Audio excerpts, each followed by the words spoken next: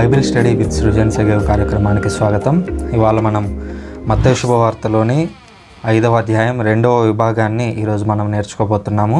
గత అధ్యాయంలో మనం 5వ అధ్యాయంలోని అష్టభాగ్యాల గురించి మాట్లాడుకున్నాము. ఇప్పుడు మనం యేసుక్రీస్తు కొండ మీద చేసినటువంటి ప్రసంగంలో అత్యంత ముఖ్యమైనటువంటి భాగాలను నేర్చుకోబోతున్నాం.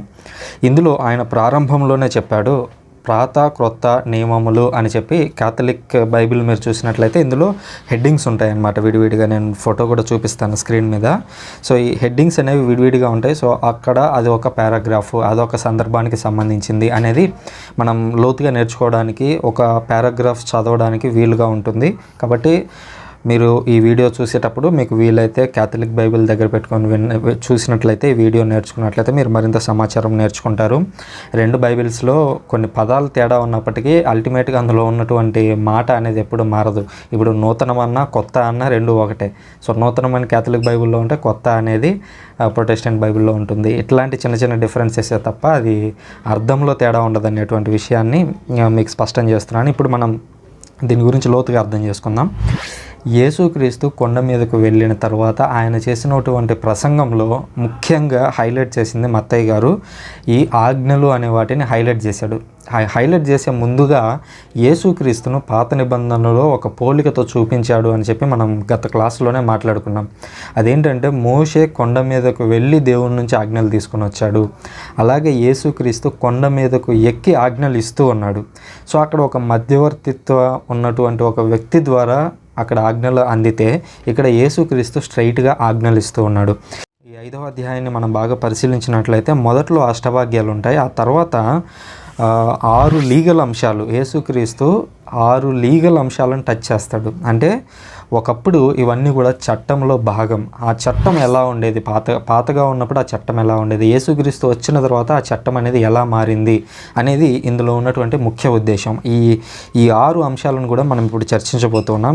ఇందులో మొట్టమొదటిది ఏంటంటే యేసుక్రీస్తు చెప్పేటువంటి ఆ టీచింగ్స్ కావచ్చు, ఆయన చెప్పేటువంటి అనేక రకమైనటువంటి విషయాలు పాత నిబంధనలో అప్పటికే ఉన్నటువంటి తోరా అనగా ఒక చట్టాన్ని మీరుతూ ఉన్నట్లుగా కనిపిస్తూ ఉన్నాయి.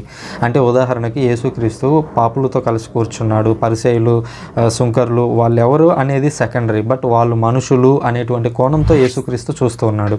అట్లా చూస్తూ ఉన్నటువంటి క్రమంలో అక్కడ ఉన్నటువంటి బోధకులు కొన్ని పాయింట్స్ని హైలైట్ చేస్తున్నారు. ఏమని, యేసుక్రీస్తు ఎందుకని ఈ విధంగా వీరితో కలిసి కూర్చొని భోజనం చేస్తున్నాడు, ఎందుకని పాపులతో కలిసి ఉంటున్నాడు, ఇట్లాంటి క్వశ్చన్స్ అనేవి అరైజ్ అవుతున్నప్పుడు యేసుక్రీస్తు ఆ చట్టం గురించి మాట్లాడుతూ ఉన్నాడు.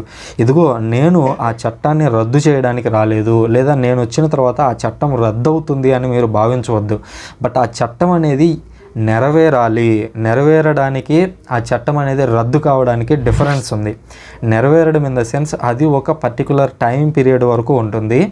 అది ఏవైతే ఆ చట్టంలో చెప్పినటువంటి విషయాలు అనేవి ఒక ఫుల్ఫిల్మెంట్ స్థాయిని చేరుకుంటాయో అప్పుడు ఆ చట్టం అనేది ఆటోమేటిక్గానే రద్దు అవుతుంది. ఇప్పుడు ఉదాహరణకు చూడండి, 100 మంది నేరస్తులు ఉన్నారు. ఆ 100 మంది నేరస్తులను కట్టడి చేయడానికి ఒక చట్టాన్ని తీసుకొని వచ్చారు. బట్ కొంతకాలం అయిన తర్వాత అసలు ఆ నేరస్తులు అనే వాళ్ళే లేకుండా పోయారు. అప్పుడు ఏం చేస్తారు, ఆ చట్టం అనేది ఉన్నా కూడా ప్రయోజనం ఉండదు. అయితే ఫ్యూచర్లో అలాంటివి జరగకుండా ఆ చట్టం అనేది ఎప్పటికీ ఉపయోగంలోనే ఉంటుంది. చట్టం అనేది ఎప్పుడు ఉపయోగపడుతుందంటే ఎప్పుడైనా సరే ఒక వ్యక్తి ఒక నిబంధనను మీరినప్పుడు అప్పుడు మాత్రమే చట్టం అనేది ఎగ్జిస్టెన్స్లోకి వస్తుంది. కానీ ఇప్పుడు యేసుక్రీస్తు చెప్పబోయేటువంటి చట్టం అలాంటిది కాదు. ఇది ఆల్వేస్ నిత్యం ఎల్లప్పుడూ ఉంటుంది. అందుకనే మీరు ఇర్మియా గ్రంథం 31వ అధ్యాయాన్ని చూసినట్లయితే అక్కడ దేవుడు చెప్తాడు ఏమనంటే, ఇదిగో నేను ఒక కొత్త నిబంధనను మీ మధ్యలోకి తీసుకొని రాబోతున్నాను, అందులో ఉన్నటువంటి ఆజ్ఞలు అనేవి మీ హృదయ ఫలకాల మీద ఉంటాయి అని చెప్తాడు. అంతకుముందు దేవుడు ఇచ్చినటువంటి ఆజ్ఞలు అనేవి మోషే తీసుకొచ్చినటువంటి రాళ్ళ మీద ఉన్నాయి. బట్ ఇప్పుడు నేను ఇవ్వబోయేటువంటి ఆజ్ఞలు అనేవి మీ యొక్క హృదయాల మీద రాయబడబోతున్నాయి అని అక్కడ దేవుడు చెప్పడం మనం చూస్తున్నాం. అది యేసుక్రీస్తులో నెరవేరడాన్ని ఇప్పుడు మనం చూస్తున్నాం. ఇక్కడ యేసుక్రీస్తు 17వ వచనంలో చాలా స్పష్టంగా చెప్తున్నాడు, ఇదిగో నేను ధర్మశాస్త్రమును కానీ ప్రవక్తల ప్రబోధమును కానీ రద్దు చేయడానికి వచ్చానని మీరు తలంచవద్దు. నేను వచ్చినది వాటిని సంపూర్ణమనర్చడానికి. అంటే ఇదిగో చట్టంలో ఇది ఉంది, బట్ అది నెరవేరలేదు, అది ఇప్పుడు నెరవేరాల్సి ఉంది అనేది యేసుక్రీస్తు చెప్పడం మనం గమనిస్తూ ఉన్నాం. ఇంకా ఏమంటున్నాడంటే, పరలోక భూలోకములు గతించినను ధర్మశాస్త్రంలోని ఒక అల్పాక్షరమైన లేదా ఒక్క పొల్లు అయినా కూడా వ్యర్థం గాక అంతయు నెరవేరునని నేను మీకు చెబుతున్నాను అని అన్నాడు. అంటే ధర్మశాస్త్రంలో చాలా ఆజ్ఞలు ఉన్నాయి. ధర్మశాస్త్రం అనేది ఆల్మోస్ట్ ఒక 613 ఆజ్ఞల కలయిక. ఒక మనిషి అనేవాడు దేవుని సన్నిధికి చేరుకోవాలి అని అంటే 613 ఆజ్ఞలను పాటించాలి అనేది ఆనాడు యూదుల్లో ఉన్నటువంటి ఆ చట్టంలో ఉన్నటువంటి ఒక నిబంధన. అంటే ఈ 613 ఆజ్ఞల్లో ఏ ఆజ్ఞను మీరినా కూడా వాళ్ళు వెళ్ళి బలులను అర్పించాల్సి ఉంటుంది. వారు తమ పాపాలకు ప్రాయశ్చిత్తం చేసుకోవాల్సినటువంటి అవసరం ఉంటుంది. ఇప్పుడు యేసుక్రీస్తు వచ్చేసరికి ఆయన 100 ఆజ్ఞలు లేదా 600 ఆజ్ఞలు లేదా 1000 ఆజ్ఞలు ఇవ్వబోవడం లేదు. మనం రాబోయేటువంటి వచనాల్లో చూస్తాం, కేవలం 2 ఆజ్ఞలు ఇస్తాడు. నువ్వు దేవుణ్ణి ప్రేమించు, రెండవది నిన్ను నువ్వు ఎలా ప్రేమించుకుంటావో నీ తోడివాడిని అలాగే ప్రేమించు. ఇవే నేను మీకు ఇచ్చేటువంటి 2 ఆజ్ఞలు. ధర్మశాస్త్రం మొత్తం అంటే మీరు ఏవైతే 613 ఆజ్ఞలను మీరు అనుకుంటున్నారో ఆ ఆజ్ఞలన్నీ కూడా ఈ రెండిట్లోనే నెరవేరుతున్నాయి అని యేసుక్రీస్తు చెప్పడం మనం చాలా స్పష్టంగా చూస్తూ ఉన్నాము. అంతేకాకుండా యేసుక్రీస్తు ఒక మాట ఏమన్నాడంటే, ధర్మశాస్త్రం అనేది ఎప్పటికీ రద్దవ్వదు, అది నెరవేరుతుంది అని అన్నాడు. నెరవేరడం ఇన్ ద సెన్స్ అందులో ఉన్నటువంటి ఆజ్ఞలన్నీ కూడా ఒక వ్యక్తిలో ఫుల్ఫిల్ కావాలి. అది ఫుల్ఫిల్ అయినప్పుడు అది నెరవేరుతుంది. నెరవేరిన తర్వాత అది ఇక ఎగ్జిస్టెన్స్లో ఉండదు. అది ఎవరైతే వాటిని నెరవేర్చాడో ఆ వ్యక్తి కొత్త ఆజ్ఞలను ఇవ్వబోతున్నాడు. అదే మనం ఇక్కడ కింది వచనాల్లో చూస్తాము. ఇంకా చూసినట్లయితే 19వ వచనంలో ఏమని ఉంటున్నాడంటే, ఈ ధర్మశాస్త్రం అనేటువంటి అందులో ఉన్నటువంటి ఆజ్ఞల్లో ఇది తక్కువ ఇది ఎక్కువ అని మీరు చెప్పవద్దు, ఎందుకని అట్లా చెప్పిన వాడు కరెక్ట్ కాదు, అతను రాంగ్ టీచింగ్ అని యేసుక్రీస్తు ఇక్కడ చెప్పడం మనం చూస్తూ ఉన్నాము. అంటే పాత నిబంధనను మనం పరిశీలించినట్లయితే అందులో అత్యంత ముఖ్యమైనది ఏది అని యూదుల్ని 613 ఆజ్ఞల్లో ఏది అని అడిగితే వాళ్ళు ఏమంటారంటే తల్లిదండ్రులను గౌరవించడం అనేది అత్యంత ప్రధానమైన ఆజ్ఞ వాళ్ళకి.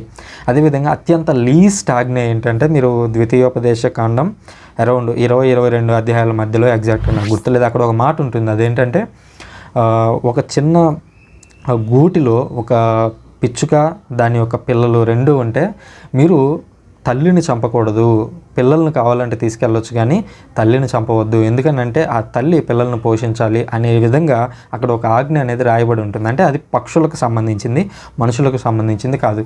ఈ ధర్మశాస్త్రోపదేశకులు ఏం చేసేవాళ్ళంటే ఆ పక్షి దగ్గర ఉన్నటువంటి పిల్లల్ని తీసుకెళ్ళడం అనేది అత్యంత లీస్ట్ ఆజ్ఞ. అంటే మీరు మొట్టమొదటి ఆజ్ఞను ఖచ్చితంగా పాటించాల్సిందే, కానీ లాస్ట్ ఆజ్ఞ ఏదైతే ఉందో చూశారు, ఇది మీరు అనుసరించాల్సినటువంటి అవసరం లేదు. బట్ అంటే ఇది ఒక చిన్న ఆజ్ఞ, దీని గురించి మీరు అంత సీరియస్గా పట్టించుకోవాల్సిన అవసరం లేదని ఆ రోజుల్లో ఉన్నటువంటి ధర్మశాస్త్రోపదేశకులు అయితేనేమి శాస్త్రులు అయితేనేమి వాళ్ళు బోధించేవాళ్ళు. యేసుక్రీస్తు వాళ్ళని టార్గెట్ చేసి అంటున్నాడు, ధర్మశాస్త్రం అనేటువంటి ఆజ్ఞలు ఎంత ముఖ్యమైనవి అంటే అది మొట్టమొదటి దానికి ఎంత ఇంపార్టెన్స్ ఉంటుందో లాస్ట్ దానికి కూడా అంతే ఇంపార్టెన్స్ ఉంటుంది. కాబట్టి ఈ ఆజ్ఞల్లో ఏదైనా ఒకటి అత్యధికమని ఇంకొకటి అత్యల్పమని ఎవడైతే బోధిస్తాడో వాడు పరలోక రాజ్యంలో అత్యల్పుడు అని చెప్తాడు. సో అదే మనకి ఇక్కడ 19-20 వచనాల్లో కనిపిస్తూ ఉంటుంది. ఇంకా ప్రజలతో అంటాడు, మీరు ధర్మశాస్త్రోపదేశకుల కంటే కూడా ఇంకా మంచి జీవితం జీవించాల్సి ఉంది అని అంటాడు. అంటే ధర్మశాస్త్రోపదేశకులు ఆ రోజుల్లో నిజమైన జీవితం జీవిస్తున్నారనేది అర్థం కాదు. అందుకని యేసుక్రీస్తు ఒక మాట చాలా క్లిష్టంగా దాంట్లో పలుకుతాడు. అదేంటంటే, పరిసయ్యుల కంటే మీరు నీతిమంతమైన జీవితము, పరిసయ్యుల్లాగా జీవించాలంటే జీవించవచ్చు. ఎందుకంటే పరిసయ్యులు వారి హృదయం నుంచి ప్రార్థనలు రావు, వారి హృదయం నుంచి దేవుని యొక్క మాటలు రావు, వారి పెదవుల నుంచి మాటలు వస్తూ ఉన్నాయి. అందుకని యేసుక్రీస్తు అంటున్నాడు, వారికంటే నీతిమంతమైన జీవితం.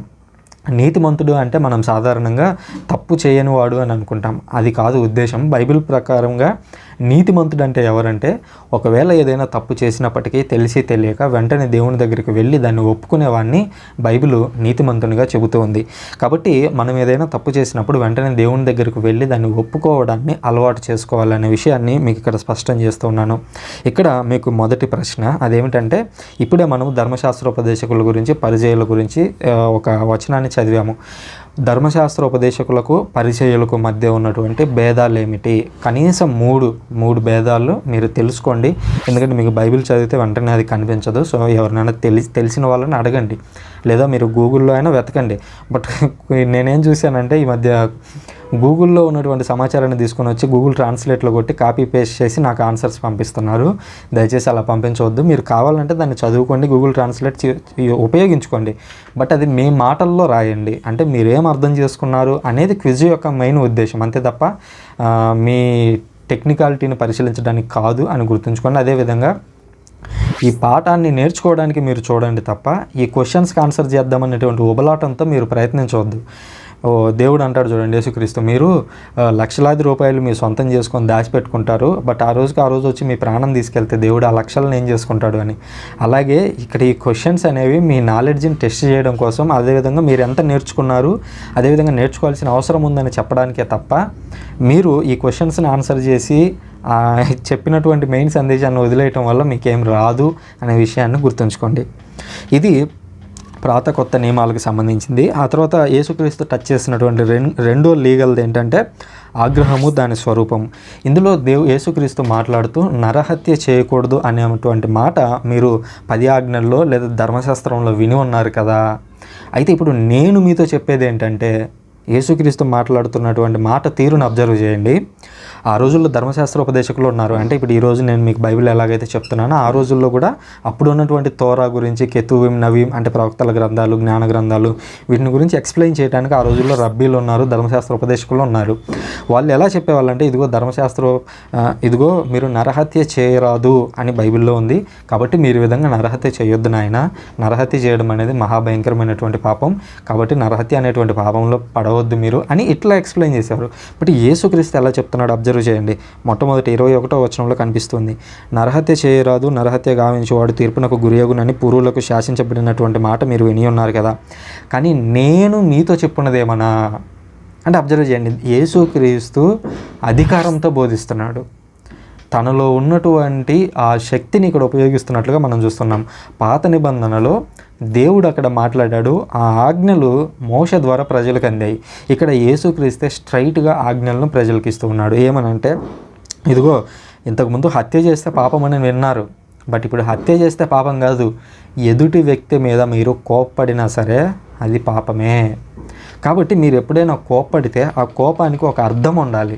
ఇప్పుడు చిన్నపిల్లాడు ఉంటాడు, 1-2 సార్లు చెప్తే వాడు వినడు, 3వసారి కూడా వెళ్ళి తప్పు చేస్తాడు. 4వసారి కోప్పడితే వెంటనే ఓహో ఇలా చేస్తే కోపం వస్తుందన్నమాట, నా తండ్రికి లేదా నా తల్లికి కోపం వస్తుంది కాబట్టి నేను ఈ పని చేయకూడదు అని ఆ పిల్లాడికి అర్థమవుతుంది, అంతటితో మానుకుంటాడు. సో ఇట్లా కోపం అనేది మంచి పనులు చేయడానికి ఉపయోగించాలి. అందుకే చూడండి, ధర్మాగ్రహం అనేటువంటి మాట మనం వింటూ ఉంటాం. అంటే ధర్మం నిమిత్తం ఆగ్రహం రావాలి తప్ప మన ఆగ్రహం అనేది ఇతర వ్యక్తుల మీద ప్రతీకారం తీర్చుకోవడానికో, ఇతరుల వ్యక్తుల మీద మనం అన్యాయంగా ఏదైనా చేయడానికి మనం ఆగ్రహాన్ని ఉపయోగించుకోకూడదు. కోపం అనేది కొన్నిసార్లు మంచిదే, చాలాసార్లు మంచిదే. ఎందుకంటే యేసుక్రీస్తు కూడా ఒక చోట దేవాలయాన్ని దొంగల గుహలుగా మారుస్తూ ఉన్నారు అనేటువంటి మాట దగ్గర కూడా ఆయన చాలా కోపంతో ప్రవర్తిస్తాడు. సో కోపం అనేది రాంగ్ కాదు, బట్ ఆ కోపం ద్వారా ఏం జరుగుతుంది, కోపం ద్వారా ఎవరికి నష్టం జరుగుతుంది అనేది ఇంపార్టెంట్ అనే విషయాన్ని మనం ఇక్కడ గుర్తుంచుకోవాలి. అందుకని యేసుక్రీస్తు దానికి ఒక చక్కని రెమెడీ చెప్పాడు. ఏమనంటే, సరే కోపం రావడం అనేది మనిషికి సహజం. ఇప్పుడు సాధారణంగా మనం అంటాం చూడండి, ఉప్పు కారం తినేవాడికి ఎవరికి కోపం రాకుండా ఉంటుంది. సో మనకు కోపం రావడం అనేది అత్యంత సహజం. అయితే కోపం వచ్చినప్పుడు అది సాయంత్రంలోగా చల్లారిపోవాలని బైబిల్ గ్రంథం మనకు చాలా స్పష్టంగా చెప్తుంది.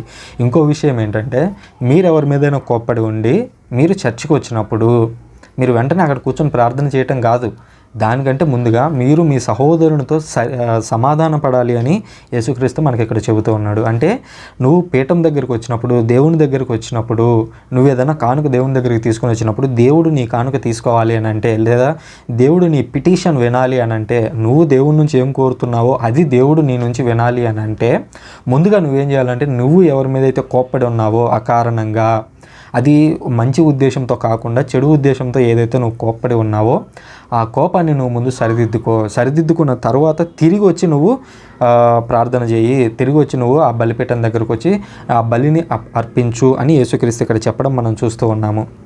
ఒకవేళ అలా చేయకపోతే ఏమవుతుందంట, ఇదిగో నీవు నీ ప్రతివాదితో త్రోవలో ఉండగానే అతనితో సత్వరం సమాధాన పడము, లేదంటే ప్రతివాది నిన్ను న్యాయవాదికి అప్పగించును, న్యాయవాది నిన్ను పరిచారకునికి అప్పగించును, అంతటా నీవు చెరసాలలో వేయబడదు. ఇది ఆ రోజుల్లో ఉన్నటువంటి బ్యాక్గ్రౌండ్తో చెప్పాడు. మనకి ఇది చదివితే వెంటనే అర్థం కాదు. ఆ రోజుల్లో ఉన్నటువంటి బ్యాక్గ్రౌండ్ ఏంటంటే, రోమన్లు ఇజ్రాయేలీలను అప్పుడు పాలిస్తూ ఉన్నారు. పాలించేటువంటి క్రమంలో రోమన్లు కొన్నిసార్లు ఏదో ఒక మాట వీళ్ళని అంటూ ఉండేవాళ్ళు. ఎందుకంటే వాళ్ళు అధికారంలో ఉన్నారు కాబట్టి ఇజ్రాయేలీల మీద ఏదో ఒకటి కావాలని కోపం తెప్పించేటట్టుగా ఏదో ఒకటి అనేవాళ్ళు. అలా అన్నప్పుడు వీరు వెంటనే కోపడ్డారు అనుకోండి ఇజ్రాయేలీలు, వెంటనే వాళ్ళని తీసుకొని వెళ్ళి న్యాయవాది ముందు ప్రవేశపెడతారు. ఆ న్యాయవాది ఎవరు ఉంటాడు? అల్టిమేట్గా ఆ రోమన్కి చెందినటువంటి వ్యక్తే ఉంటాడు. సో అప్పుడు ఆ రోమన్లు వీళ్ళకి శిక్ష విధించేవారు. అందుకని అంటున్నారు, ఒకవేళ నీకు కోపం వచ్చింది రైటే, కోపం వచ్చినప్పుడు ఆ ప్రతివాది ఎవడైతే ఉన్నాడో, అంటే ఆ రోజుల్లో రోమన్లను ఉపయోగించుకొని యేసుక్రీస్తు ఈ ఎగ్జాంపుల్ చెప్పాడు. ఈ రోజు మన సందర్భంలో మనం ఉపయోగించుకోవాలి. సృజన్ అనేటువంటి వ్యక్తికి మీ మీద కోపం వస్తే నేనేం చేయాలంటే, మీరు అది వెళ్ళి దేవునికి చెప్పకముందే నేను వచ్చి మీకు సారీ చెప్పేసి అప్పుడు నేను దేవుని దగ్గరికి వెళ్ళాలి అనే విషయాన్ని యేసుక్రీస్తు ఇక్కడ చెబుతున్నాడు. ఉత్తరించు స్థలం అనేటువంటి ఒక విషయం గురించినటువంటి భావన కథోలిక శ్రీసభ ఈ వచనం నుంచే ఎక్స్ట్రాక్ట్ చేసింది. దాని గురించి నేను ఆల్రెడీ ఒక వీడియోలో వివరించాను. ఉత్తరించు స్థలం ఇన్ ద సెన్స్, మనిషి చనిపోయిన తర్వాత ఏమైనా స్వల్ప పాపాలు చేసినట్లయితే అతను ఉత్తరించు స్థలం అనేటువంటి ఒక స్థలంలోకి వెళ్ళి అక్కడ స్వల్పకాల శిక్షను పొంది అక్కడి నుంచి పరలోకానికి వెళ్తాడు అనేది కథోలికల యొక్క విశ్వాసం.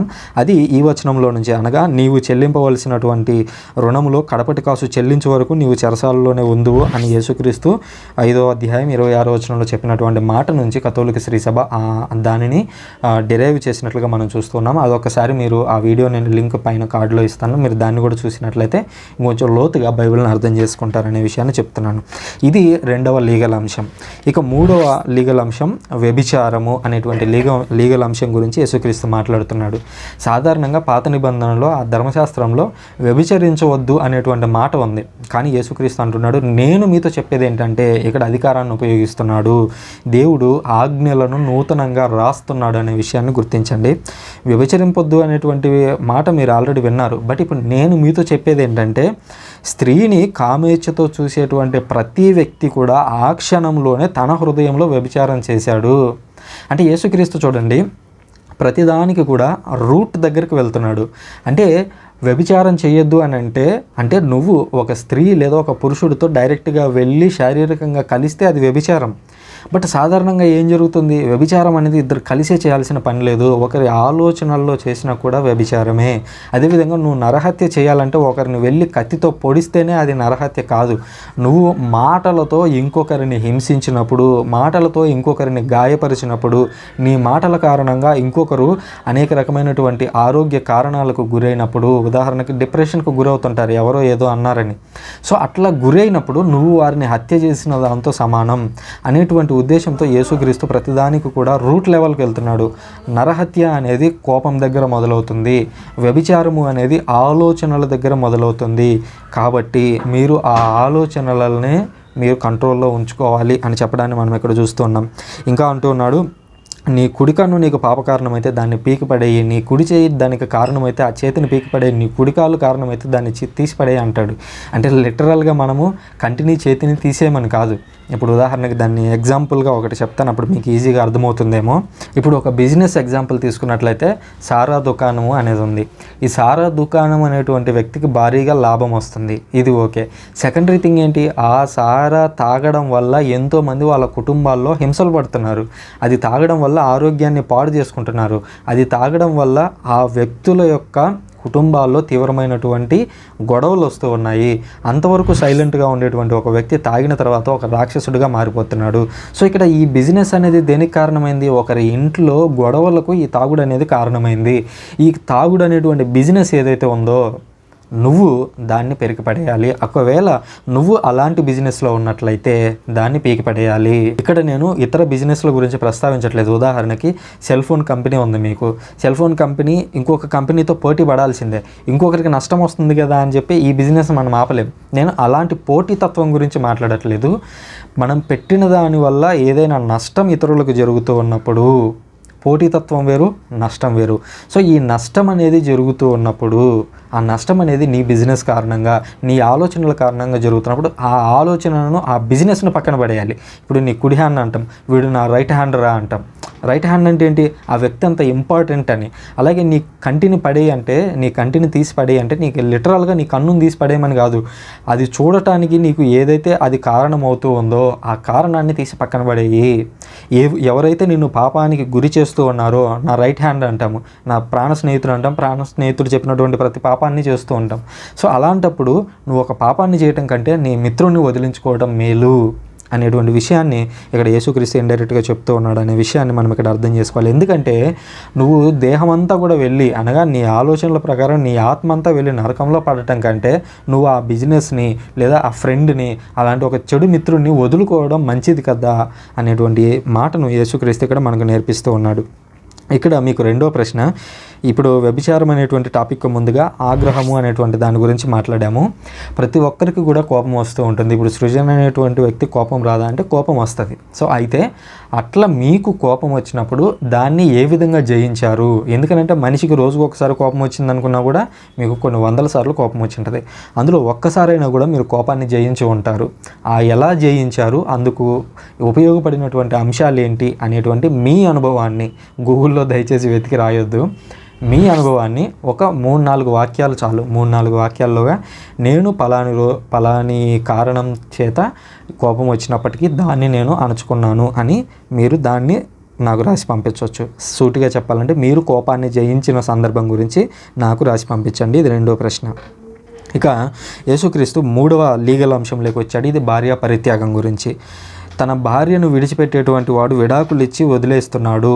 అయితే ఇప్పుడు నేను మీతో చెప్పేది ఏంటంటే, వ్యభిచార కారణమున తప్ప తన భార్యను విడినాడు ప్రతి వ్యక్తియు ఆమెను వ్యభిచారణ చేసినట్లుగాను, అట్లే ఎవరైతే విడిచి ఇంకొకరిని పెళ్లి చేసుకుంటారో వాళ్ళు కూడా వ్యభిచారం చేస్తూ ఉన్నారు. అది ఒక బహిరంగ వ్యభిచారం అనేటువంటి విషయాన్ని యేసుక్రీస్తు చెబుతూ ఉన్నాడు. అంటే పాత నిబంధనలో దేవుడు ఆదాము అవ్వలను తయారు చేశాడు. ఆదాము అవ్వలు మొట్టమొదటి భార్యాభర్తలు. వారి మధ్యలో విడాకులు అనేవి లేవు. దేవుని యొక్క సృష్టిలో, దేవుని యొక్క ఆలోచనలో విడాకులు అనేవి లేవు. మనుషులు తర్వాతి కాలంలో పితృస్వామ్య సమాజంలో విడాకులు అనేవి ఏర్పాటు చేసుకున్నారు అనేటువంటి విషయాన్ని యేసుక్రీస్తు ఇక్కడ స్పష్టం చేస్తున్నాడు.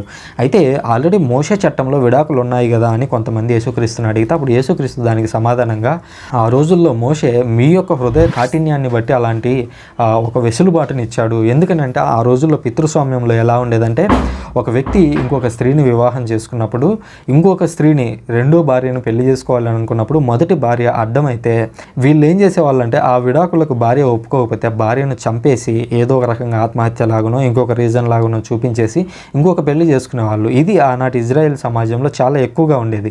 అందుకని మోషే ఏం చేశాడంటే, సరే బాబు మీరేం చేయొద్దు, ఒక విడాకుల పత్రం రాసివ్వండి, ఆమెకి జీవితంలో ఆమె బతకాలి కదా, బతకాలి కాబట్టి ఎంతో కొంత నష్టపరిహారం అనేది ఇవ్వండి, కనీసం ఆమెను బతకనివ్వండి అనేటువంటి ఉద్దేశంతో మోషే అలాంటి చట్టాన్ని తీసుకొని వచ్చాడు. వాస్తవానికి విడాకులు అనేది ఇవ్వడానికి ఇష్టం లేకపోయినప్పటికీ ఇక్కడ విషయం ఏం జరుగుతుందంటే, భార్యలను చంపేస్తున్నారు కాబట్టి సరే మీరు కనీసం భార్యలను చంపొద్దు, వారిని అనవసరంగా చంపొద్దు అనేటువంటి ఉద్దేశంతో విడాకులు అనేటువంటి ప్రస్తావన తీసుకొని వచ్చాడు.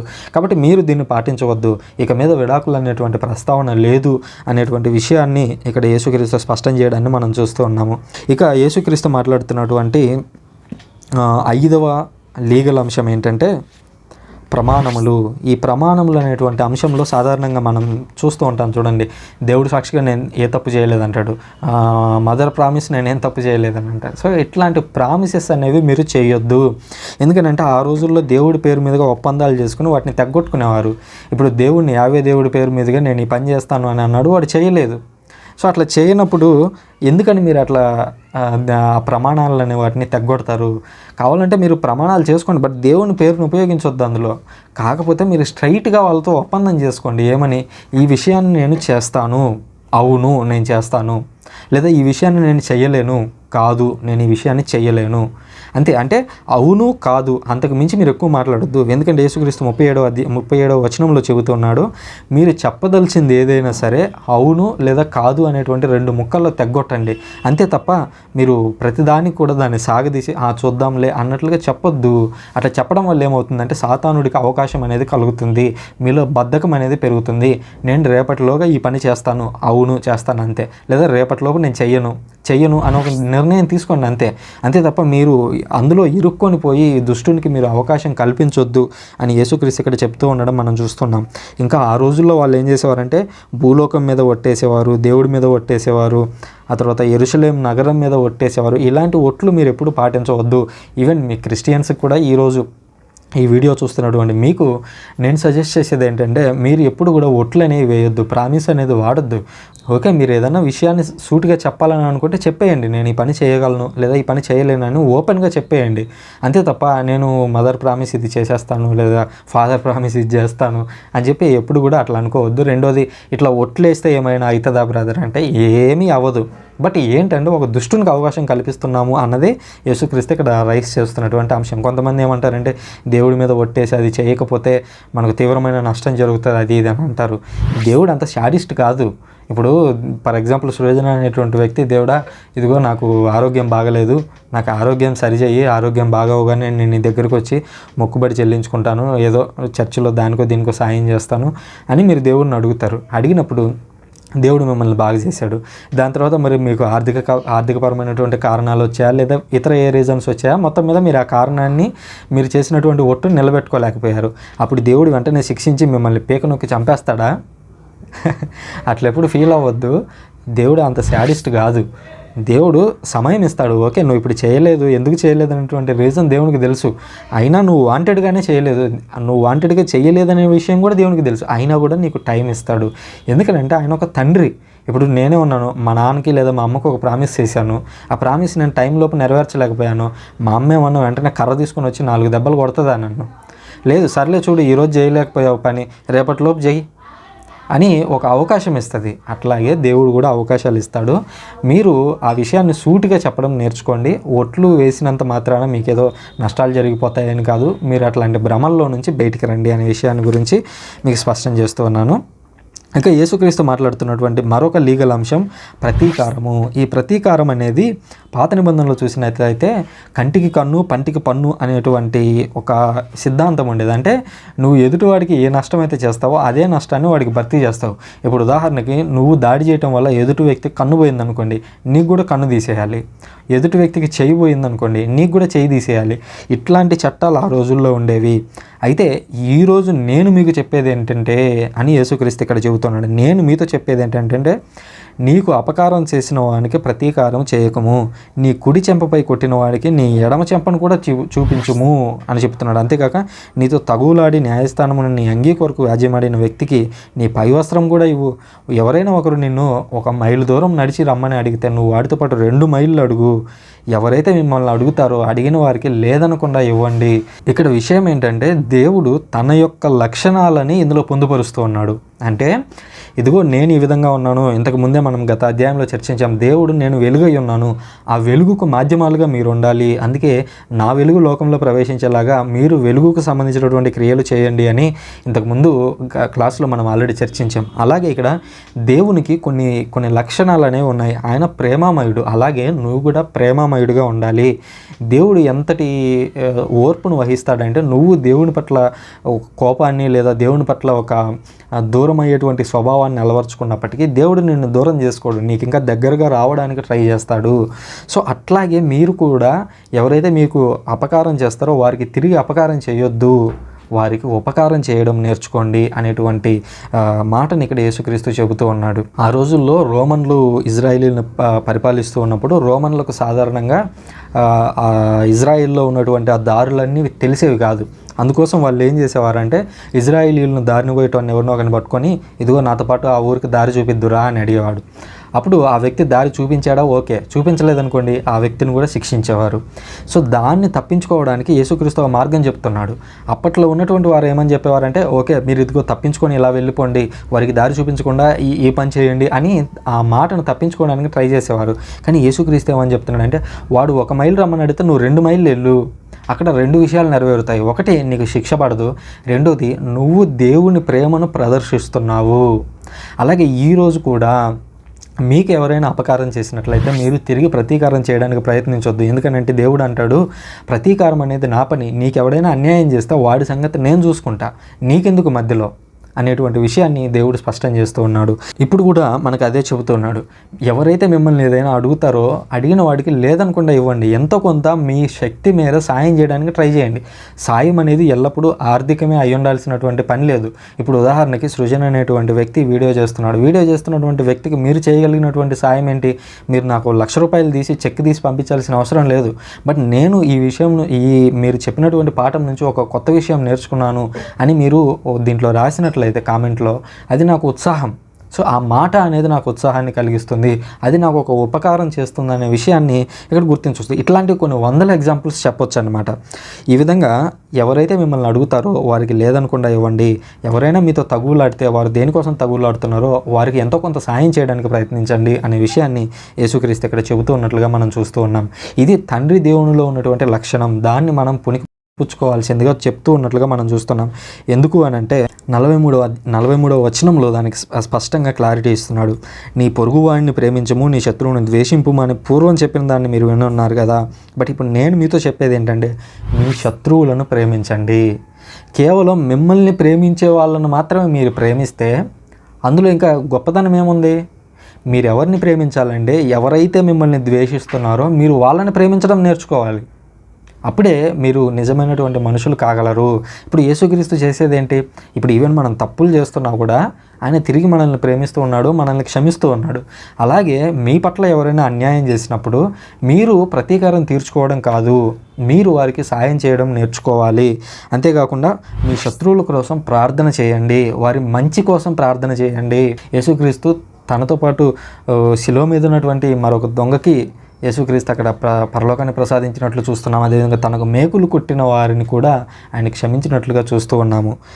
ఇటువంటి క్షమాగుణాన్ని మనం అలవర్చుకోవాలి అనేది దేవుని యొక్క ఆలోచన. ఎందుకంటే దేవుడు ఎలాంటి వాడనంటే, దేవుడు సజ్జనుల మీద దుర్జనుల మీద ఇద్దరి మీద ఒకే రకమైనటువంటి వర్షాన్ని కురిపిస్తూ ఉన్నాడు. అనగా ఇద్దరికి ఒకే రకమైనటువంటి అవకాశాలు కల్పిస్తున్నాడు.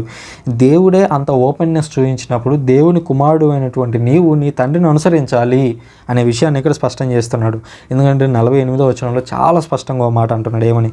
పరలోకమందున్నటువంటి మీ తండ్రి పరిపూర్ణుడైనట్లుగా మీరు కూడా పరిపూర్ణులగుదురుగాక అంటున్నాడు. అంటే ఒక విషయాన్ని స్పష్టం చేస్తున్నాడు. ఇదిగో తండ్రిలో ఈ లక్షణాలు ఉన్నాయి.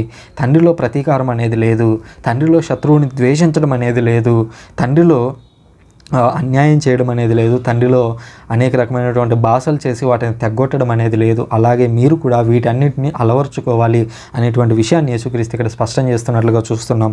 ఇక్కడ మీకు మూడో ప్రశ్న, అదేమిటంటే విడాకులు అనేటువంటి అంశం గురించి మనం ఇందాక మాట్లాడుకున్నాము.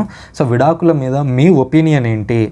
మీ విడాకులు అనే పద్ధతికి మీరు అనుకూలంగా ఉంటారా, వ్యతిరేకంగా ఉంటారా? దానికి సంబంధించి ఎందుకు అనుకూలం, ఎందుకు వ్యతిరేకం అనేది మినిమం 3 వాక్యాల్లో రాయండి. మ్యాక్సిమం మీరు ఎంత రాస్తారు అనేది మీ అభిప్రాయాల మీద ఆధారపడి ఉంటుంది. సో అట్లా రాయొచ్చు.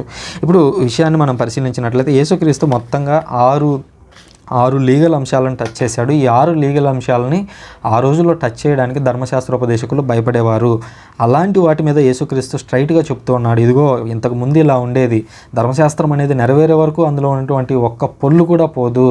సో ధర్మశాస్త్రాన్ని కానీ ప్రవక్తల ప్రబోధాలను కానీ నేను రద్దు చేయడానికి రాలేదని యేసుక్రీస్తు ముందుగా చెబుతూనే, ఏదైతే హృదయం మీద రాయబడాల్సినటువంటి ధర్మశాస్త్రం ఉందో ఆ ధర్మశాస్త్రాన్ని నెరవేర్చడానికి నేను వచ్చాను.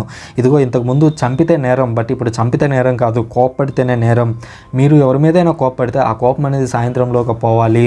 అలాగే మీరు ఆ వ్యక్తితో మీరు సమాధాన పడిన తర్వాత మాత్రమే మీరు నా చెంతకు రావాలి అని యేసుక్రీస్తు చెప్పడం మనం చూస్తున్నాం. అదేవిధంగా పాత నిబంధనలో చూసినట్లయితే వ్యభిచరింపరాదు అని ఉంది. బట్ మీరేంటంటే కళ్ళతో కూడా పాపం చేయరాదు. కళ్ళతో మీ ఆలోచనల్లో అట్లా ఆలోచిస్తున్నప్పుడు మీకు డోపమైన్ అనేది రిలీజ్ అయిపోయి మీరు చాలా సంతోషంగా ఫీల్ అవుతారేమో. బట్ ఇప్పటి నుంచి అలాంటిది లేదు. మీరు వ్యభిచారం అనేటువంటి ఆ కారణం జోలికి మీరు వెళ్ళకూడదు, అది ఈవెన్ ఆలోచనల్లో అయినా సరే అని యేసుక్రీస్తు చెబుతూ ఉండడం మనం చూస్తున్నాం. ఆ తర్వాత భార్య పరిత్యాగం. ఆ రోజుల్లో మోషే విడాకులు ఇచ్చాడు కదా అని ఈ రోజుల్లో కూడా 2 పెళ్ళిళ్ళు 3 పెళ్ళిళ్ళు చేసుకుంటున్నటువంటి వాళ్ళు ఉన్నారు. బహుశా ఇతర ధర్మాల్లో ఉన్నటువంటి వారికి ఆ విషయం తెలిసి ఉండకపోవచ్చు. బట్ మనము క్రైస్తవ ధర్మంలో 2వ పెళ్ళి అనేటువంటి విషయమే, ఆ ప్రస్తావనే లేదు. ఈవెన్ పోప్ కూడా విడాకులు అనేటువంటి దాన్ని మంజూరు చేయలేడు. క్యాథలిక్ చర్చ్లో విడాకులు అనేటువంటి ప్రస్తావన ఉండదు అనేటువంటి విషయాన్ని గుర్తుంచుకోండి. ఒకవేళ ఒక వ్యక్తి యొక్క భార్య లేదా భర్త మరణిస్తే అప్పుడు మాత్రమే వారికి ఇంకొక వివాహం చేసుకోవడానికి అవకాశం ఉంటుంది. అదేవిధంగా ఎవరి మీద కూడా మీరు ఒట్లు వేయవద్దు. ప్రామిసెస్ అనేవి చేయొద్దు.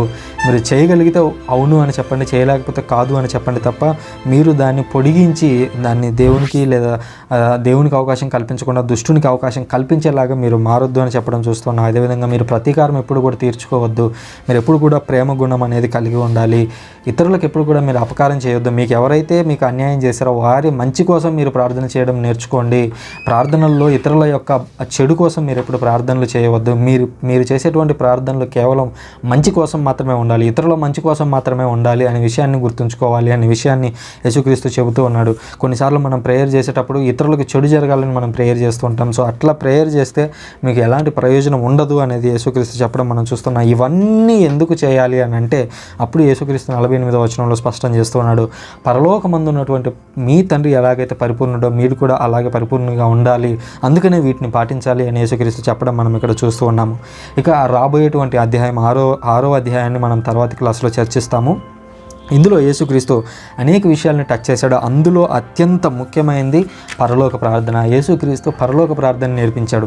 సాధారణంగా మనుషులు చేసేటువంటి ప్రార్థనలోనే శక్తి ఉంటుంది అని అనుకుంటే దేవుడే చెప్పినటువంటి ప్రార్థనలో ఇంకెంత శక్తి ఉంటుంది అనేటువంటి విషయాన్ని ఈ పరలోక ప్రార్థనని మనం లైన్ టు లైన్ రాబోయేటువంటి పాఠంలో మనం నేర్చుకోబోతున్నాము. పరలోక ప్రార్థనలో ఉన్నటువంటి అంత ముఖ్య విషయాన్ని మీరు నేర్చుకున్న తర్వాత పరలోక ప్రార్థన ఏదో అలవాటైపోయినట్టుగా పరలోక ముందునడు మాకిదాన్ని వినాం పూజింపబడునుగా ఇట్లా స్పీడ్గా ఎప్పుడు కూడా చెప్పరు.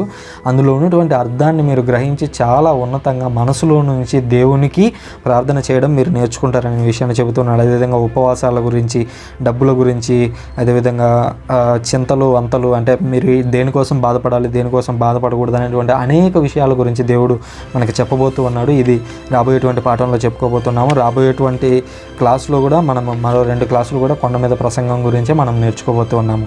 సో ఈ పాఠానికి సంబంధించి మీరు ఏమైనా కొత్త విషయాలు నేర్చుకుని ఉంటే లేదా మీకు ఏమైనా డౌట్స్ ఉన్నట్లయితే ఖచ్చితంగా వాటిని కామెంట్ ద్వారా తెలియజేయవచ్చు. అదేవిధంగా ప్రశ్నలకు సమాధానం రాసి పంపించండి. Thank you very much.